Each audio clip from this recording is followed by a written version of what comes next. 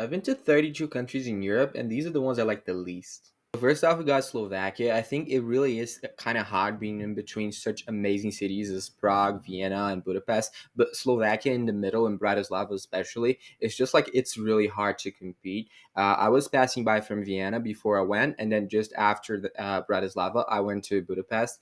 And if I compare what I saw in Bratislava and what I felt in Bratislava to like Budapest and Vienna, it's like it's not even a fair comparison. But then also, if you're gonna say, "Oh, Slovakia is more of a smaller country," you should have more of a smaller country vibe. I still felt much more of a warm welcome and many more things to do down south in Ljubljana and Slovenia. And just I felt like the city was more lively. The historical center was a little bit cuter. There was more themes to it. It was. I mean, whoever's been to Ljubljana knows it's very dragon themed. There's a lot of themes related to dragons and all that. So I think the city blends better with its history than Bratislava did. And I just felt kind of unimpressed when I was in Slovakia in general. Next up, we got Montenegro. Honestly, I was in Croatia. I was going through all of the coastal cities. And then when I went to Montenegro, I thought it was, first of all, going to be much cheaper because it's outside the EU.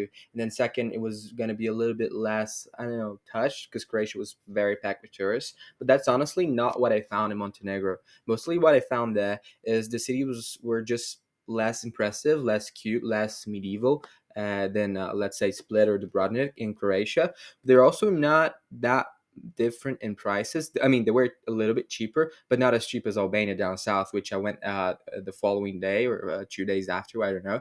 I went to Kotor and I went to Budva. Kotor is probably a little bit nicer because the medieval center is a little bit more conserved, whereas Budva did not particularly talk to me, let's say. I didn't think he was particularly amazing. And so I felt like if you want to really go for like the most beautiful cities next to the Adriatic, you probably should go to Croatia. You probably should go to Dubrovnik for that because I really do think it was very, very stunning.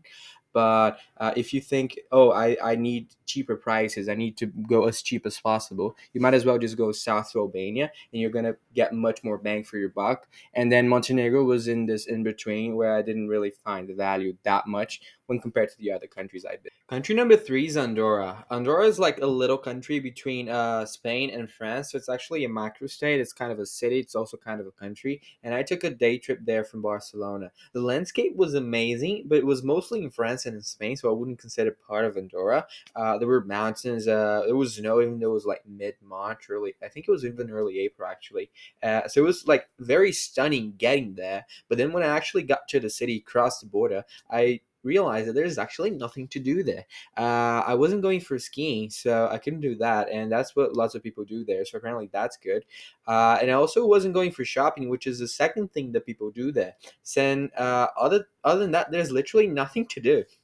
Like the city's not pretty. There's a lot of fog. At least there was the day it was in. So you couldn't see any mountains. I don't know if you can see the mountains when you're not when there's is no fog, honestly. But it was gray. It was not that particularly beautiful, to be fair. The buildings were quite new. You would expect like, oh, a small city in the mountains between Spain and France to be like old, but it's actually brand new because it was mostly constructed in the last like 50 years or so. So it was very counterintuitive to say the least, and not the best country if you want like a cute European vibe.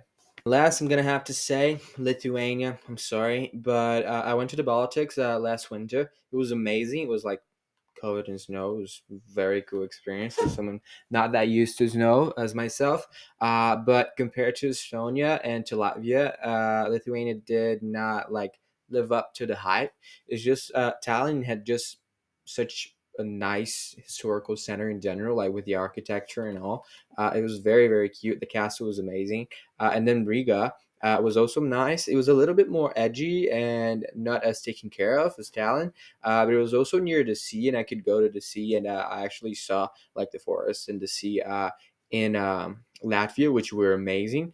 And then when I went down to Lithuania, I just felt like Vilnius was a little bit dead. It was the worst Christmas market out of the three, the worst historical center out of the three, and I didn't really find that there was as much to do there. I did go to a museum, which was really nice. It was the museum of about communism and tragedies that happened during the war and then after the war as well. So yeah, it was interesting, but I would not say it was like one of the best countries I've been to. If I were to go to Baltics again, I would probably prioritize Estonia and Latvia over Lithuania.